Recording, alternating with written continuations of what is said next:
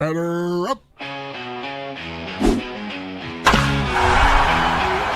and Chris, they're on the air. Yankees, Mets, they're everywhere. From the Bronx to Queens, the diamond gleams. MLB talk, the ultimate team. MLB is the place to be. Rob and Chris with the pitch you'll see. Swinging stats and stories fly. Baseball talk that's amplified.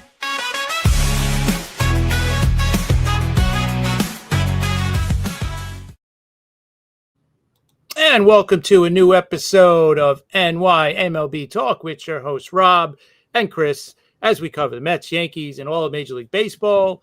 And if you're watching us on YouTube, hit that sub button. We'd appreciate it. And if you want, you can follow us on Twitter/X and also on TikTok at NYMLB Talk. Follow Rob at Armaraska and myself at CP7NY. So, Rob, what's up? Hey, thanks, Joe Dell, by the way. We appreciate it. Yes. The hot stove is starting to get hot, right? Yes. In a week, we have the winter meetings coming up, and a lot's going to happen there. And, I'm just looking forward to it. Baseball has been done for a month already, believe it or not. And, it's you miss it. You miss it, right? Oh, absolutely. Especially the way it ended in that great World Series, even though neither one of our teams were in it. It was still a great World Series, and it was probably the best one we've seen in a long time. I miss baseball. Once our teams are out of it, I miss it. You start to miss it, right? Because now it's not your team that you're rooting for or against or whatever. But yeah, definitely, like you said, it's a month and it's tough. But spring training is about 100 days away, so it's close. It's not that far, so we can make it. We got to get through the winter, but we'll make it. Yeah, try it. It'll be here before you know it. Let's face it. Everything goes so fast, so it'll be here. But there's a lot of things that have to happen before spring training or before the regular season, because some stuff still happens during spring training. So we got a lot going on, Chris. What do you want to start off with? Well, hey, let's start off with the news about Ryan Helsley signing with the Orioles, former Met.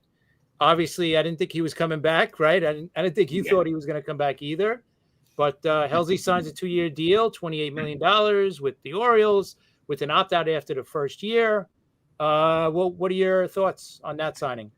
Well, I think one of the problems coming to the Mets was that he wasn't the closer, that he was the setup guy. I think that, he really wasn't prepared for that.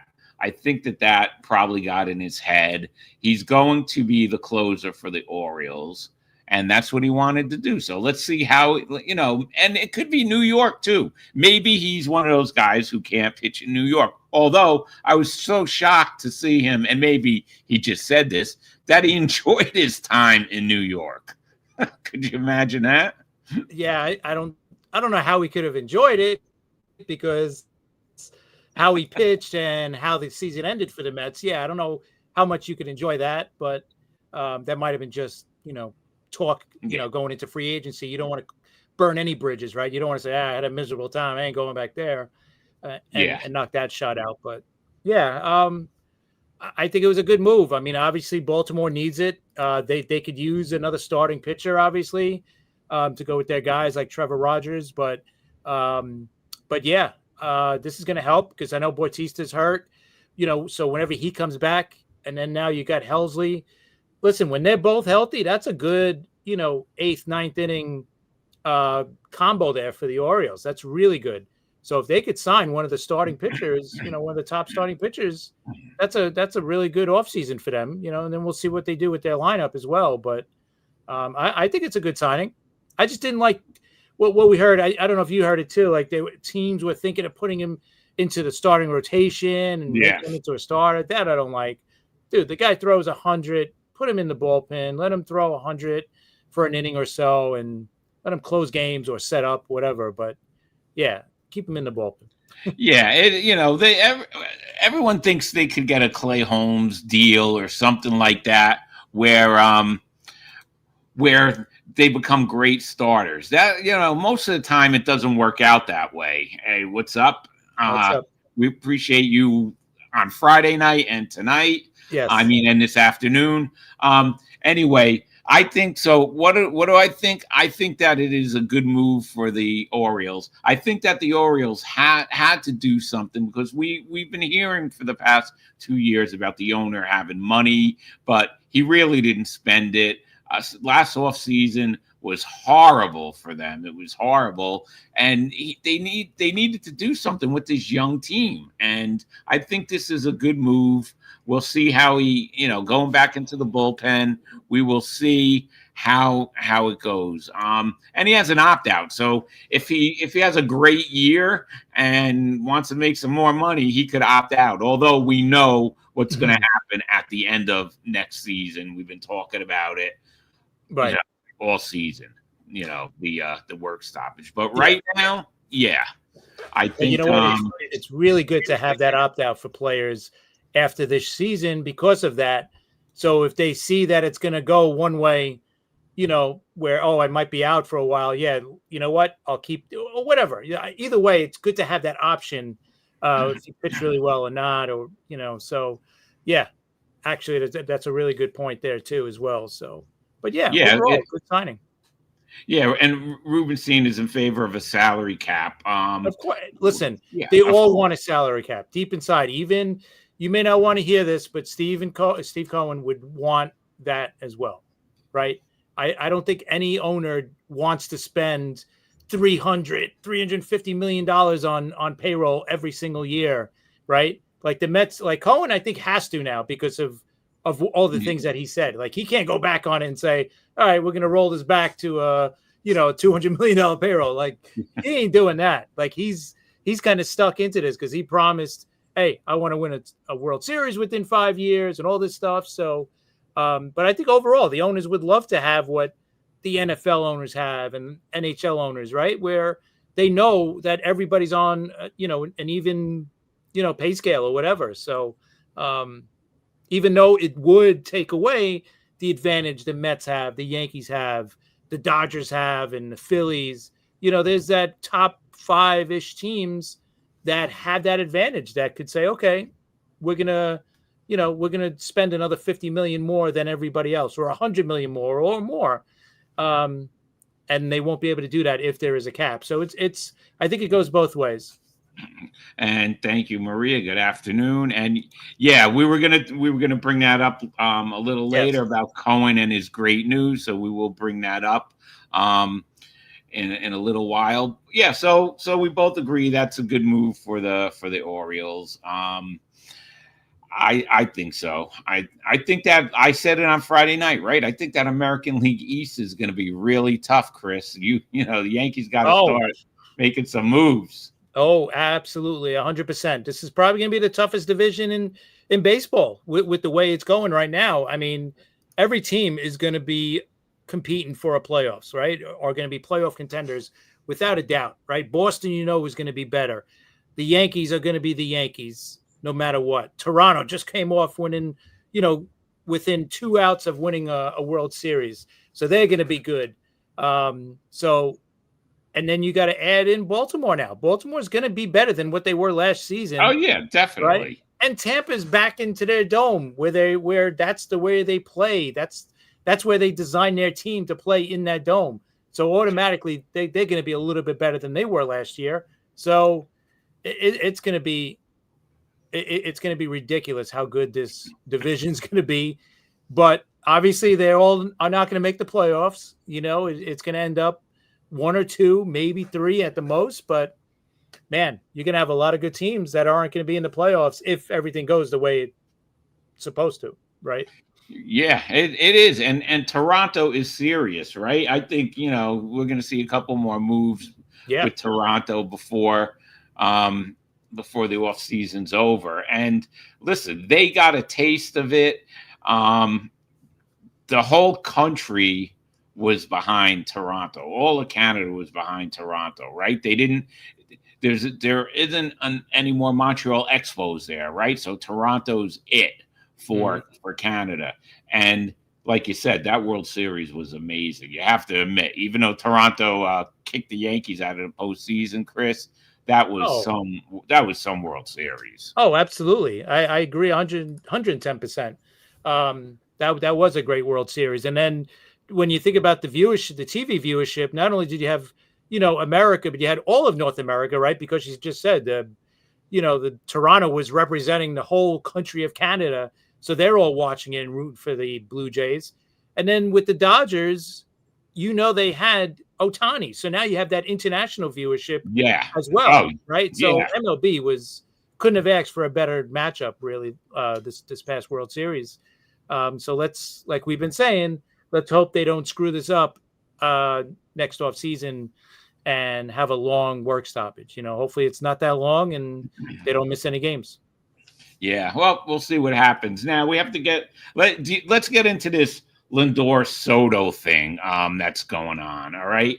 And we touched on it Friday night when it first came out. Now we know a little more after the weekend. What is your thoughts on that?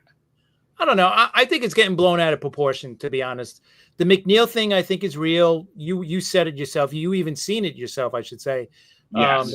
That there was an issue, and McNeil is not exactly the most liked guy throughout the league. So that one makes more sense. The one with Soto, just because Soto is not a guy who likes to, wear whatever, certain clothes or something. And, Lindor might be a little more flashy, but that has nothing to do with how they play on the field, right? I mean, Lindor is the catalyst of the team. He's the leadoff hitter, all that stuff. So, possible captain of the team too. So I don't think there's a problem between the two. I mean, listen, there might be, but from what they're saying, just because one's into fashion and the other one isn't, that to me makes no sense. So I think it's being blown out of proportion. Yeah, it's so stupid. I mean, nowadays they talk about the clubhouse more. It's different than it was back in the day. All right. The Oakland A's, when they won those 3 consecutive World Series in the 70s, 72, 73, 74, they couldn't stand each other. They were fighting in that locker room. Okay. Let's talk about the Big Red Machine. All right. Johnny Bench didn't like Pete Rose. All right. There was players on the Big Red Machine that couldn't stand anyone. The Yankees, right? In the 70s, the Bronx Zoo, with Reggie Jackson, a lot of them couldn't stand each other, and they still won. So you don't have to like the guy, but you do have to play as a team, right? So, yeah. Lindor is flashy. Lindor comes up to the plate. My Girl, they all sing and all that stuff. It's sometimes that just drives me crazy. But it's just I think you're right. I think it's probably blown out of proportion. But okay, Jeff Lindor is real. They fought. Yes, they did. That's right. I forgot about the rat or raccoon. Right. Yeah, I remember that stupid story. Yeah, whatever. And that's going to happen. Things like that are going to happen. You're with, a group of guys for, all season. Stuff like that is bound to happen, right? It's just human nature.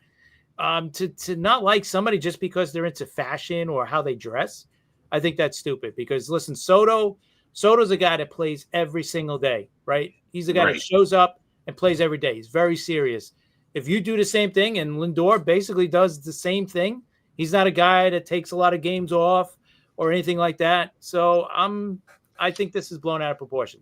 The McNeil thing is real, and plus it just gives them another excuse to get rid of him because right now he has no role on the team. He's a bench player making $15-16 million, and you could probably get a guy for less than half of that to do what he could do, right? To be that utility player. Because McNeil's not hitting that great anymore where you're like, oh, he's worth it to keep. He's not worth it right now. He's just not. So, listen, if you could trade him for something, that's great. You free up cash. You free up a roster spot. Maybe you get a bullpen guy, which you need. I don't know. But he's definitely, a waste at this point. Yeah, he does. You're right. He does love golf. That's for sure. You always hear about that. So maybe the Braves? Listen, here's what I think. I think that probably McNeil's time with the Mets, it's time to go, I think. It's just time to go. We've spoken about breaking up that team a little bit. And I think McNeil, see what you could get from McNeil. Maybe you'll probably have to pay some of that contract. But yeah. I just think just think it's time. I really do. All right, there you go. All right.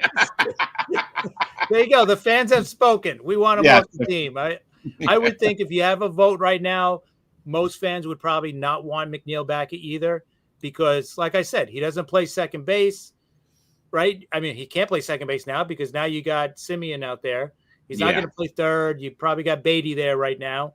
So he's just a backup, and he's an expensive backup to have. You don't want to play in the outfield every day in center of all places. So, if you could get something for him, pay down the contract a little bit, sure. But if you could get something for the guy, do it. Oh yeah, I agree. But let's move on now to Pete Alonso. We're hearing reports about the Red Sox, right? What do you think? Yeah, I think Boston. It's either going to be Alonso, Bregman, or Schwarber going there.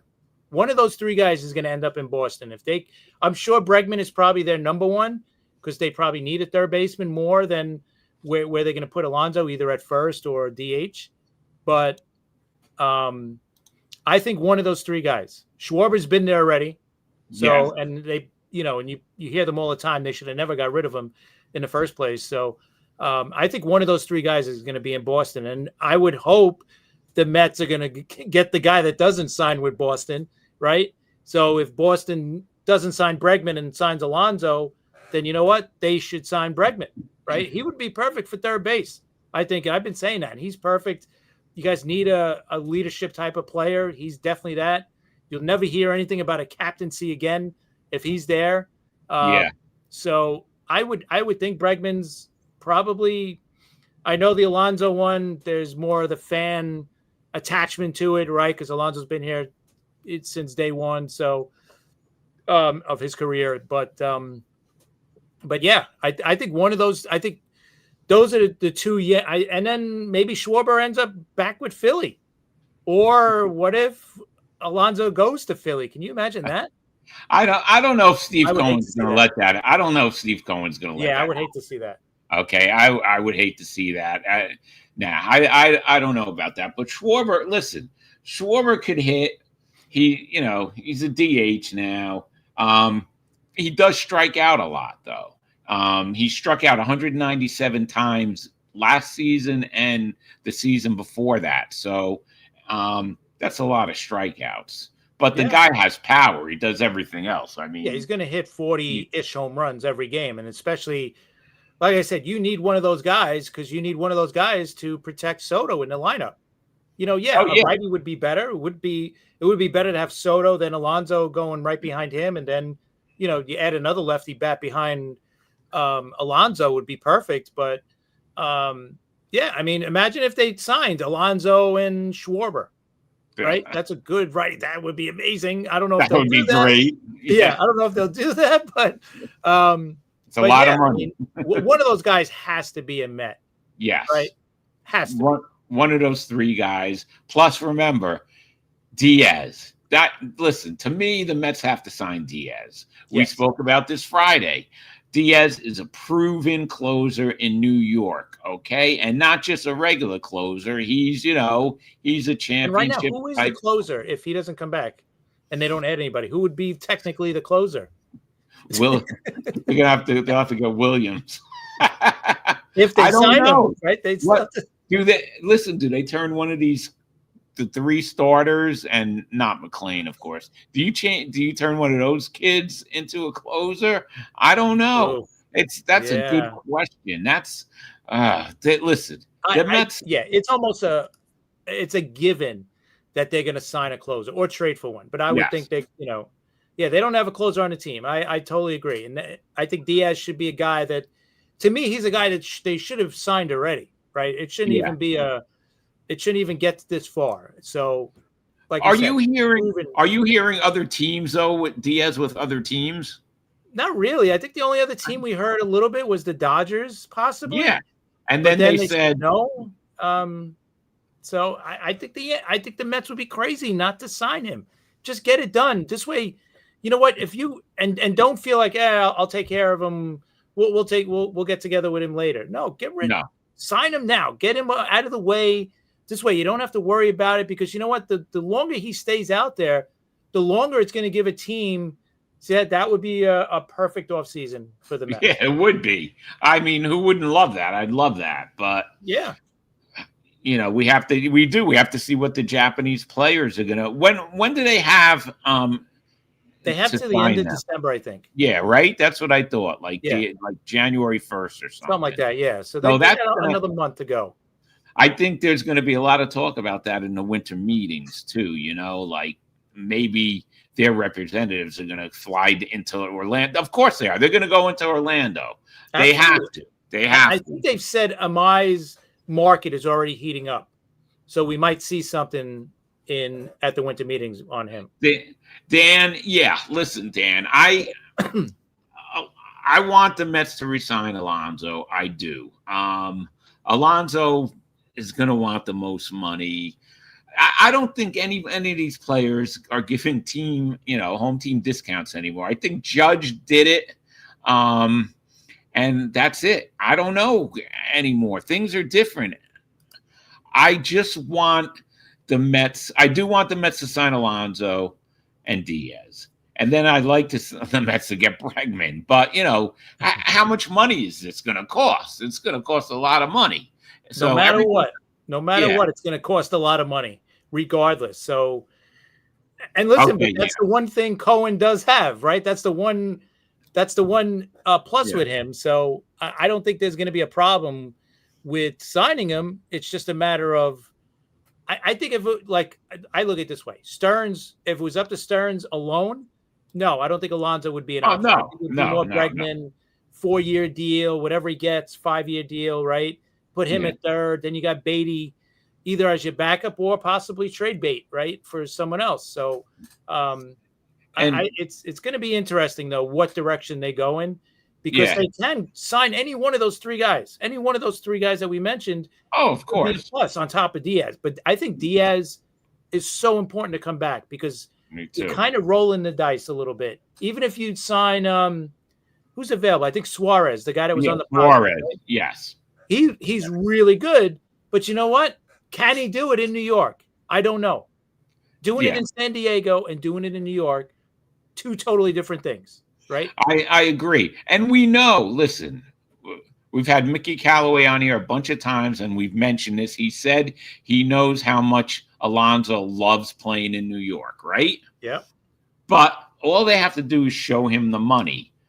And it's still, you heard today the Red Sox, right? But it's you haven't heard a lot from other teams. No. It's like last offseason. I think after the season he had this year, you would be hearing more by now. Things got to heat up in the winter meetings, I think, Chris. I agree. I think we'll start to hear more next week for all these guys, right? But if it's just amazing how we're not hearing a lot about Alonso. Like, what else does this guy have to do to get that big contract from somebody? I get it. Okay, he's not a good defender at first. All right, he's improved, but he's still, average to below average, right? He's still not a guy you want out there. But still, the bat is productive. I can't imagine him putting him out there in at Fenway, right? Can you imagine him in Fenway? Yeah. Oh my God, his numbers would be crazy there, hitting it off the green monster all day. I agree. Yeah, that Schwarber, Tucker, Valdez, and King would there be. There you go. So just a few guys. Yeah, you guys are coming up with some good stuff. Okay, so the Mets. Before we switch away from the Mets also need starting pitching, right? I mean, they have the three young kids. I think one guy. I think you can get away with one because what was it? Okay, the talk was they were thinking of trading Senga, and Senga wants to stay here. So what are your thoughts on that? Listen, he started off, Senga. He started off strong, and then he got injured, and then he came back, and then he got injured, and then he came back, and then he got injured. You know, with that ghost ball, Chris, if he's not injured, yeah, Right. you know, but has the rest of the league figured him out too? I don't know. I don't know. Yeah, he was banged up a lot last year, so you kind of could throw that year away of what he did. I look at it this way: if you're going to trade him, now is not the time to trade him because you're trading him at his lowest, you know, at his lowest value right now because of the season he had, right? So if anything, I think they should let him pitch for a while, you know, let him build up some value. Then if you want to move him, you move him.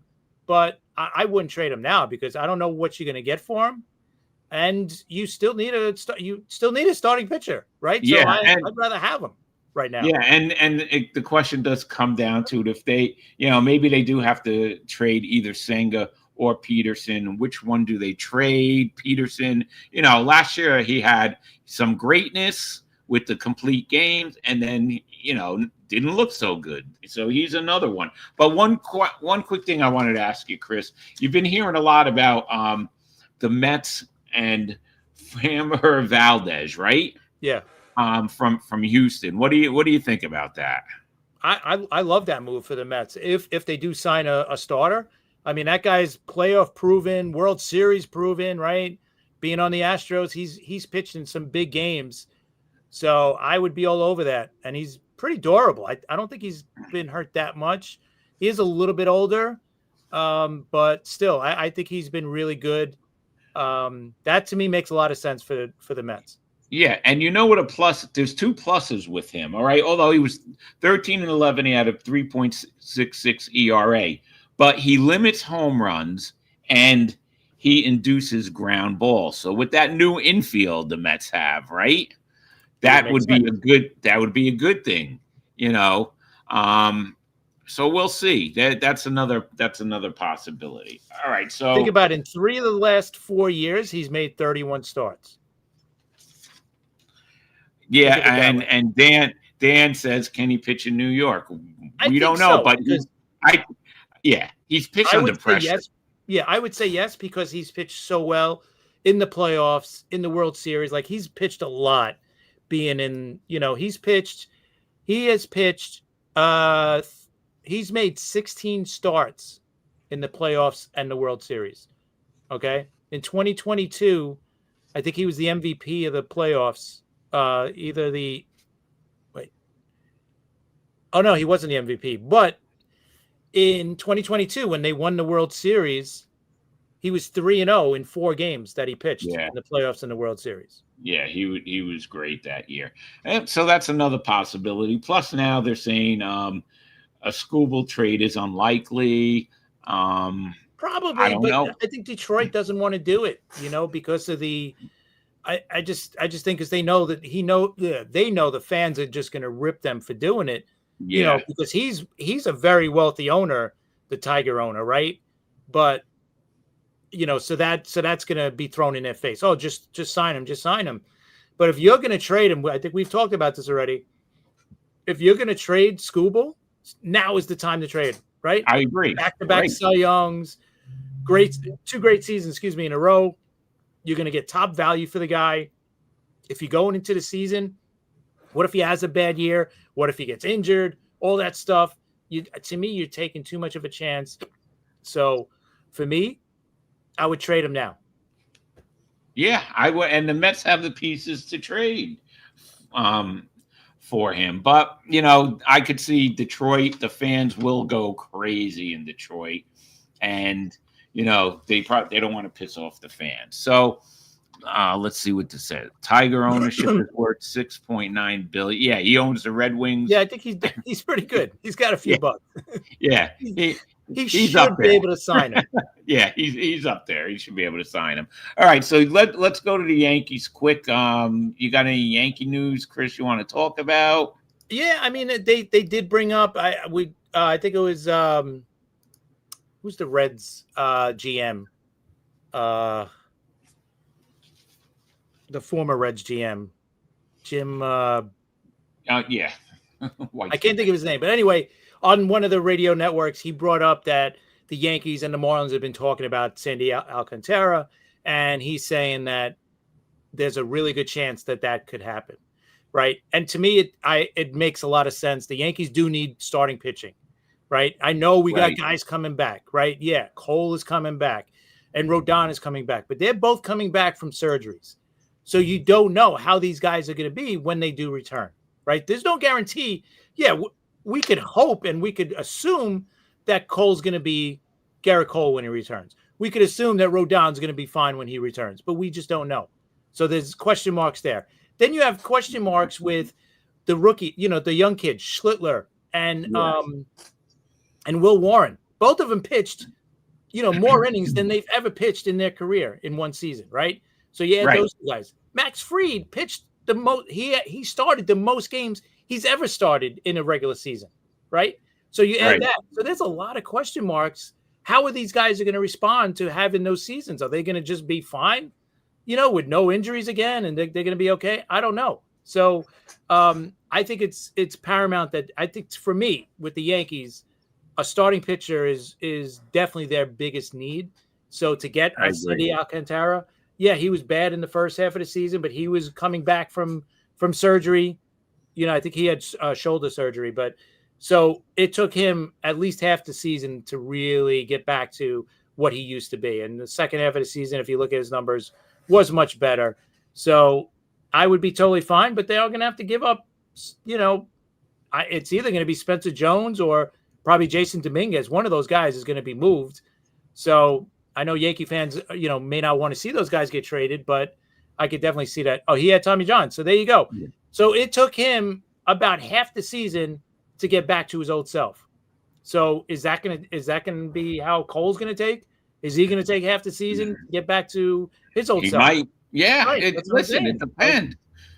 Returning from that Tommy John surgery, you know how it is. Yeah. Listen, everybody's different. And getting him out of Miami, we always say, maybe these guys need, a fresh start, a change of venue, right? Going to the Yankees from the Marlins might just do him well. So I think if the Yankees can get him, I think the Yankees should take a chance. Let's roll the dice on him, right? Yeah, I would be all for it. I think he's got another year of control with an option year, maybe. So I would be totally fine with that. And I think it makes a lot of sense. Like I said, they need starting pitching.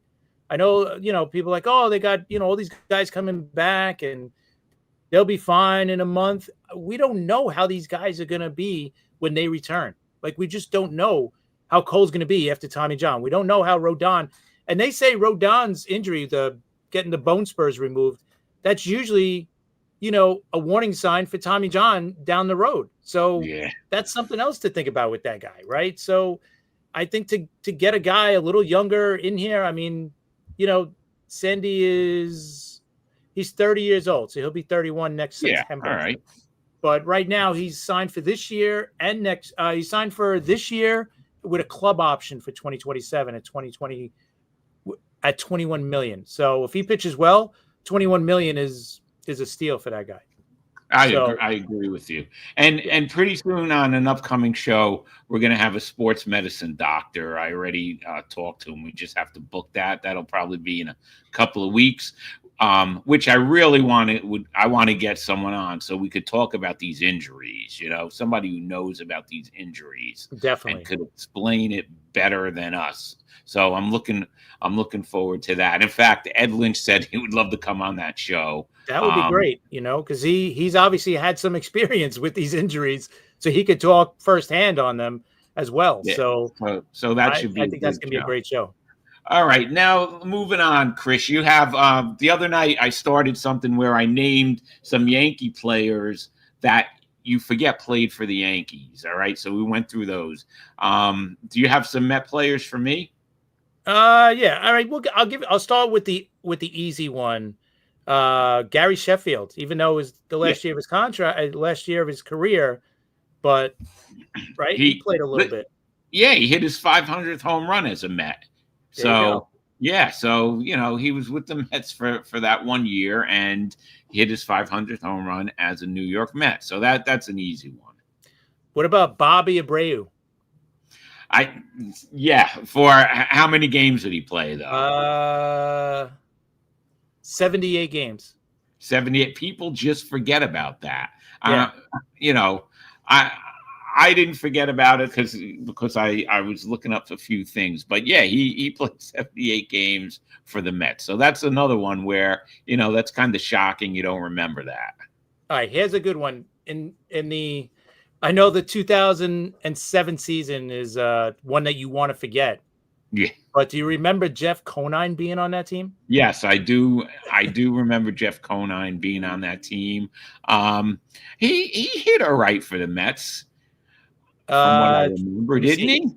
He served as a pinch hitter and backup first baseman down the stretch. He Yeah. hit 195 in 21 games. I guess he didn't. A 7-game division lead with 17 to play.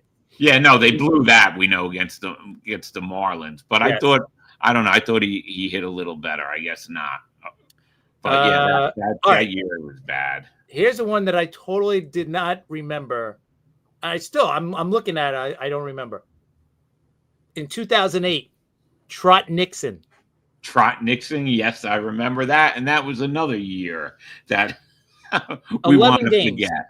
He played 11 games for you guys, and he hit his last home run. Yeah, remember that's when I was. That's when I was a season ticket holder, so I was at a lot of games at Shea Stadium. So yeah, I remember he was a Met, and that was another year where the Mets blew it. That's the year. Okay. Not only did the Mets blow it against Miami, the last game of the season, but that's when they closed Shea Stadium, and they had the brilliant idea of let's have the ceremony after the game. So this way, everybody who's depressed and pissed off now has to sit through the closing of Shea Stadium. And it was that was another disaster. Thank you, Will Ponds. Another friggin' disaster. Another name from 2007. What about Chan Ho Park? Yes, I know Chan Ho Park was a New York Met. I remember because they were talking about Japanese players. One game, and he threw 4 innings and gave up 7. And then they got rid of him. Yeah, they DFA'd him. Yep, I know that was another one. Go ahead, keep going. I know all this stuff. All right.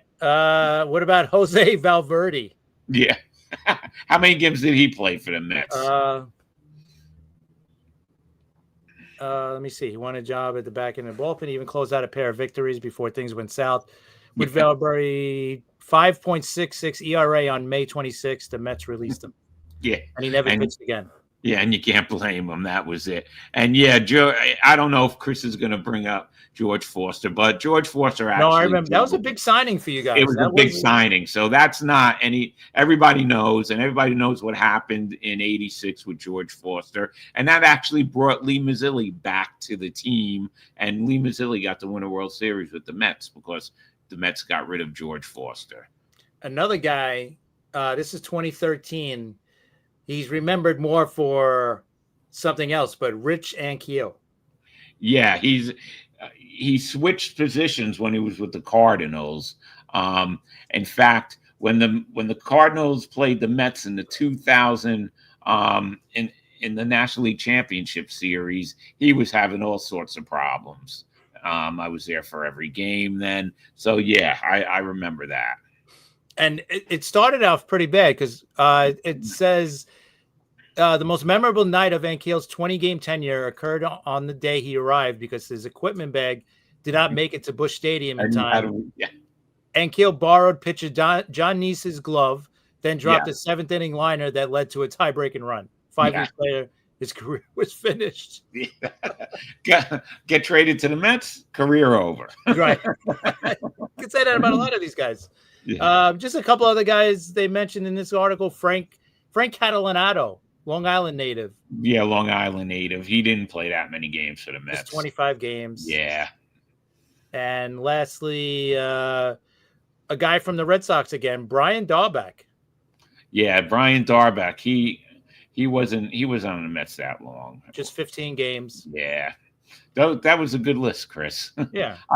I like this. We could do this not only with the Mets, we could do this with some other teams too, like with players you would never think played for another team. So, that was good. That was good. I had a good time. Some with names, that. like I said, I tried Nixon. That blew me away Yeah. because I did not remember him. I don't remember Ankiel. Well, we listen. We could do this with players who played for the Mets and the Yankees. Dick Tidrow, he pitched for the Mets. Not that long, wasn't Right. good, but he did. He Wasn't played for good. the Mets and Yankees. Okay, I mean, you could just start that. Dave Kingman. Dave Kingman played for the Yankees. Only Very a couple, little. Yeah, very little. But that That was was a the year when. season. I think he played on 4 teams or something. Yes, Right? he played on a team in each division. That's when the Mets traded him. The Midnight Massacre, when they traded Seaver, they also traded Dave Kingman in '77, and Kingman ended up playing in each of the divisions that year, which is He crazy. wasn't liked, right? Was that his thing? Is that why he jumped around so much? Okay, I'm going to tell you what happened with Dave Kingman. He was definitely not liked by sports writers. He was very nasty. He dumped ice on, I don't know if it was a female reporter, but he had trouble with female reporters being in the clubhouse. He was just like nasty. But the funny thing is, the fans in 1976, he was having a great year where they were talking about, him possibly breaking Roger Maris's home run record, but he got injured in the outfield and he screwed up his thumb. And that was it. But he was hitting a lot of home runs. He led the league twice in home runs. Yeah. But 142. He wasn't liked by the media. He wasn't liked by a lot of his teammates. Can you guess the other 2 teams he was traded to in '77? The Padres, the Yankees, and I think the Angels. Yep. Yep. Right? And I got all 4 of them. You know what was crazy? In 1986, he was 37 years old with the A's. Yeah. Mm-hmm. He hit 35 home runs and drove in 94 RBIs. Yeah, he had a good year that year for the A's. He actually had some good years for the A's. He would be the prototypical player now. Big strikeout guy, low average, but a lot of home runs. And also he had when he was at the Cubs, he in Wrigley Field, that was one year he hit 48 for the Cubs. Yeah. But that year he also struck out 131 times, led the league. So I'm a Viking at Mets trivia. Okay. Yeah, I've forgotten more than a lot of people have ever known about Mets trivia. Yes. Where does that get me? Gets me on the show with you, Chris. So there you go. All right, that's pretty cool. And, but no, it's Chris, going to get us in a book later on. So we're good. Yeah, yes, we're gonna be in somebody's book, but that's another story. All right, so we talked about the winter meetings are coming up in Orlando, December 7th through the 10th, right? That's when they have the Rule 5 draft and the Hall of Fame Eras Committee meets. All right, so why don't we talk about that? These are the guys that are on that ballot, right? Where the Era Committee, committee votes these guys in. Listen, everyone on that list, you could say is a Hall of Famer. All right, we have the steroids guys, Barry Bonds and Roger Clemens, okay? And Sheffield. You got to put Sheffield in that. Yeah, and Sheffield too. All right. But every one of those guys is better than the worst person who's in the Hall of Fame. Okay? Every one of those guys is better than the worst player in the Hall of Fame. So let's go. So. Do you think Barry Bonds deserves to be in the Hall of Fame, Chris? Listen, you said it earlier. I think they all deserve to be in. Okay. I'm one of those guys. Listen, and there's guys in there already that did use PEDs, right? We know that. And to not put in guys like Barry Bonds and Roger Clemens and even Sheffield to hit 500 home runs, how do you not put those guys in, right? So easily Bonds, Clemens, Sheffield, 100% deserve to be in.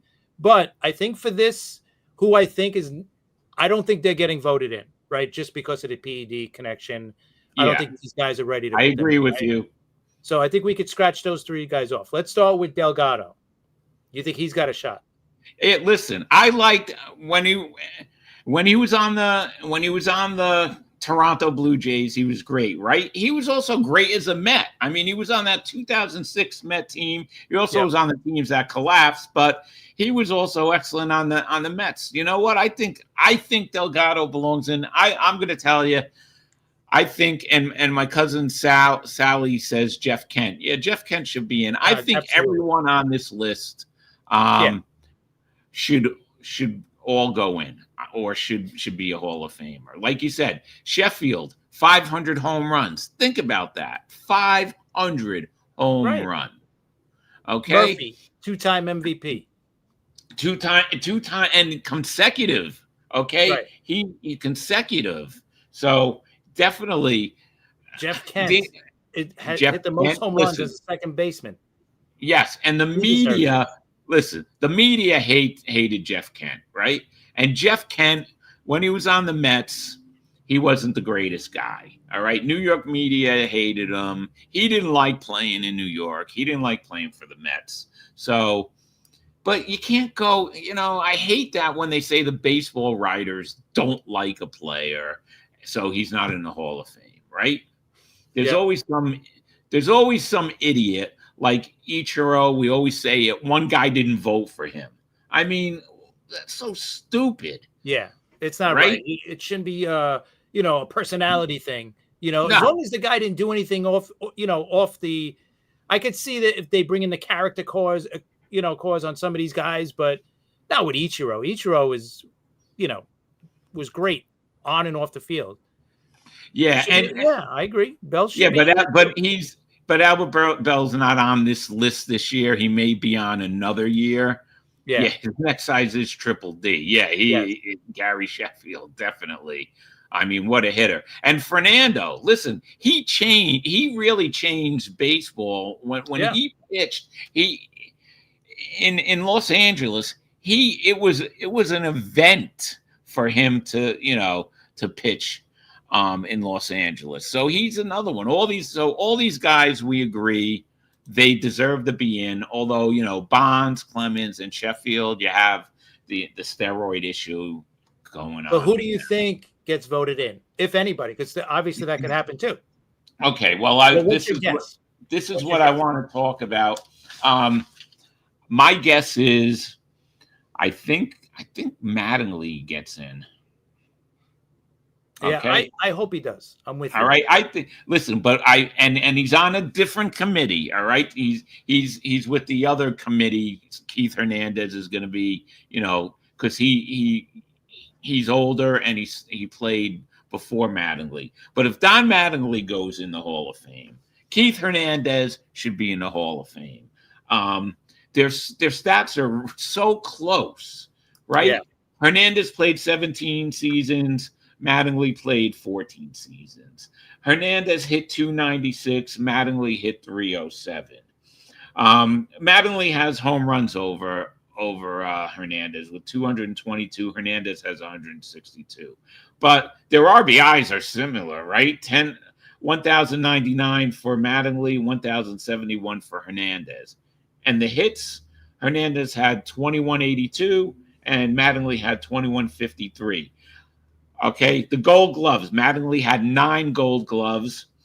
Keith had 11 consecutive Gold Gloves, so that's the most ever. Right. And remember, both won MVPs. Keith was a co-MVP winner, but also Keith won 2 World Championships, one with the Cardinals and, of course, the '86 Mets. So, what do you think about Mattingly and Hernandez? Do you think if one gets in, that the other one should get in? Yeah, I think so, because they, like you said, they're really similar. I mean, Mattingly retired a little bit earlier than expected because of not really more for his back. If you hear him talk, it's more for family reasons. He wanted to be, home with his son at the time. So you got to put that into your thought process with him. But yeah, I think if Mattingly gets in, and I'm with you, he might get in this time. So it's between, for me, I think this time around it's Mattingly and Murphy, because like I said, you could knock out Bonds, you could knock out Clemens, and you could knock out Sheffield, right? Because of the PED connections with those three. Yeah, I agree with you on that. And Kent, for some reason, like you said, nobody likes him. I have no idea why. The guy's he hit the most home runs as a second baseman, so he should be in by now. I don't know why it makes no sense. Just because you don't like the guy, he's not in. But and Delgado, listen, the guy hit 400 and what I just looked it up, 473 home runs was Delgado, but he's only a 2-time All-Star, 3-time Silver Slugger. You have to, Chris, you have to remember a little. There's something else with Delgado. The writers also had a problem with him because he wouldn't stand for the national anthem. Remember that. So that's another thing they might have. Yes. They are. Yeah, and Kent, I agree. Yeah, that's true. Sadly, so if you hurt one of their feelings, that's it. They're going to shut you out. So we'll see what happens. It's going to be really. I just hope, you know what? I hope someone does get in. I hate when they come back and they say, oh, they couldn't agree on nobody getting voted in, because, like we said earlier, all these guys deserve to be in. So I'm really hoping at least one gets in. And they don't come back and say, no, nobody got in, because I think they have to wait how many more years until they're back on this ballot. And who knows, they may not be back on the ballot. It's just the whole voting process is stupid. It makes no sense. They got to fix it. And until then, we got stuff like this we got to worry about. I agree. All right. So let's go into Steve Cohen and what's going on with Steve Cohen. All right. Yeah, Steve Cohen got some really, really great news that him and the Hard Rock Cafe were awarded the casino license in Queens. So it's going to be an $8 billion project. It's going to change that whole area from all the junkyards and all the crap that's there to, who knows there's going to be a casino, there's going to be hotels, there's going to be restaurants, it's just going to change. Yeah. The traffic's going to probably suck. Yeah, I can't imagine. I mean, the traffic now getting in and out of that parking lot is ridiculous when you go for a game or a concert. So I can imagine if you add all this other stuff to that area, it's going to be ridiculous how bad it's going to be.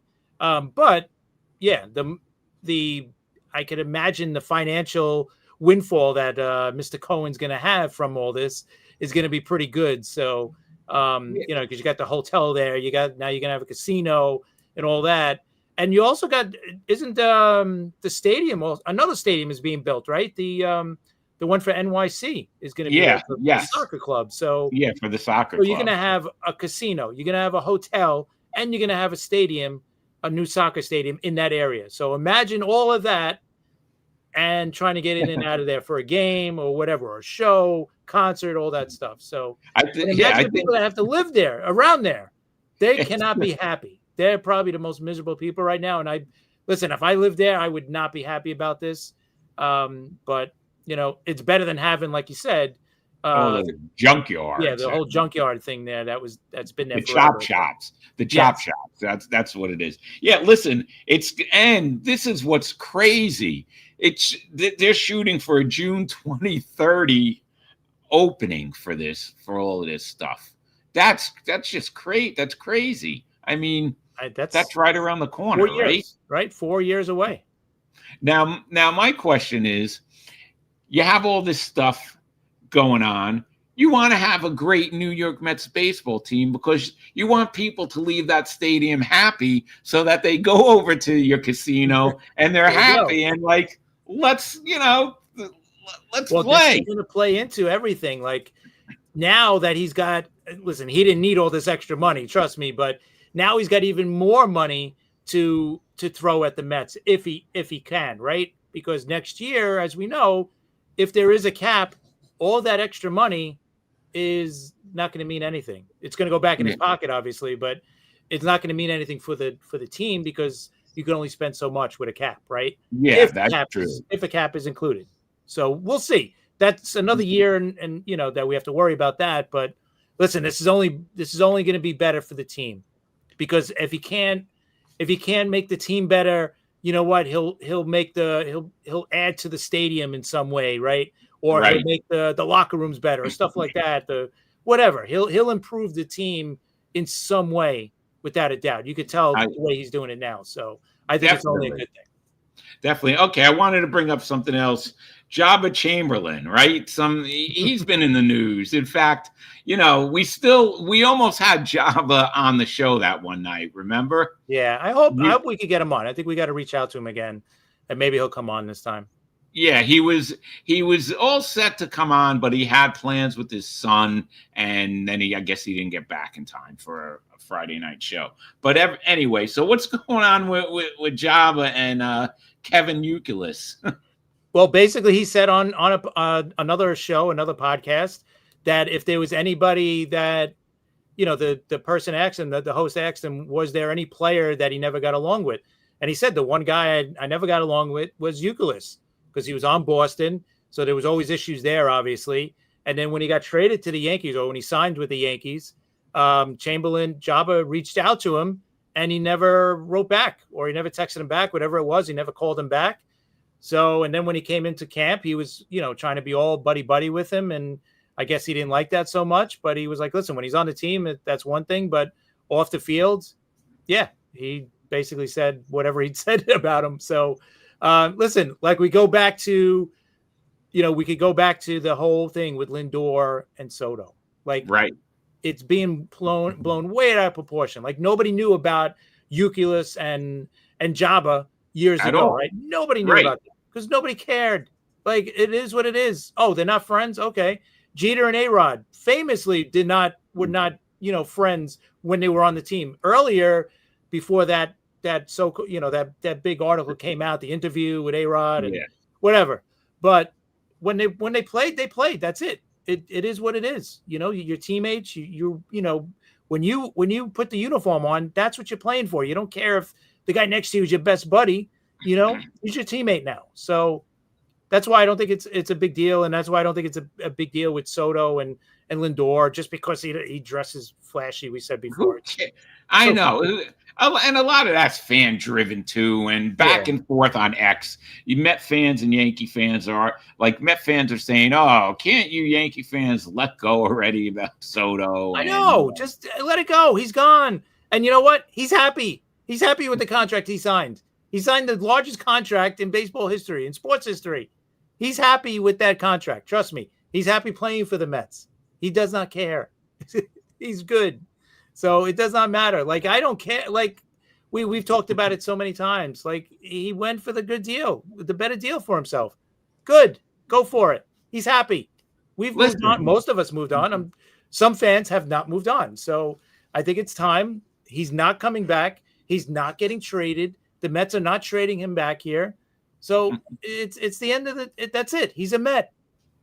Chris, you got over it the minute after the World Series was over that year when, he turned the Yankees. When he did that, it showed. And what he said that night, it doesn't matter.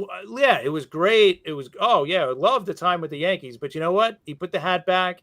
He became a free agent. And he said it that night, right after the game. He goes, every team I'm open to signing with every team. So that showed you what happened with the Yankees meant nothing. Yes. It was nice. Trust me, it was worth the trade because they made it to the World Series, right? Correct. So it was great. And they had that whole year to kind of, wine and dine him. Like when a guy's a free agent, right? You get that weekend, maybe that night to kind of show him around the city or whatever, or around the complex, whatever you got to do. Like, they literally had a whole year to do that. And they did. And the fans gave him everything, every possible feelings towards him, and he still went with the Mets. So it is what it is. You're definitely right. But anyway, Chris, this hour is over already. I can't believe how fast it went today. Yes. And I want to thank the audience, because we actually have a huge audience right now. Yes.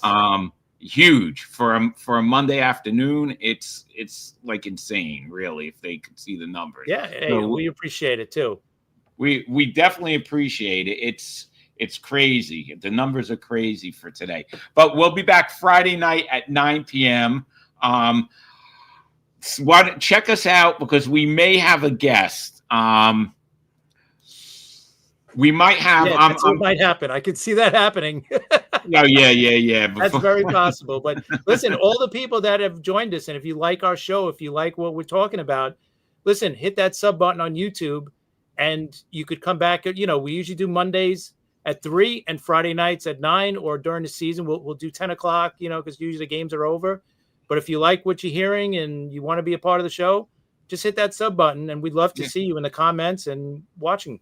Yeah, like today, a lot of you guys were commenting, and we had fun, and we appreciate it. But all right, Chris, we will see everybody on Friday night at 9 p.m.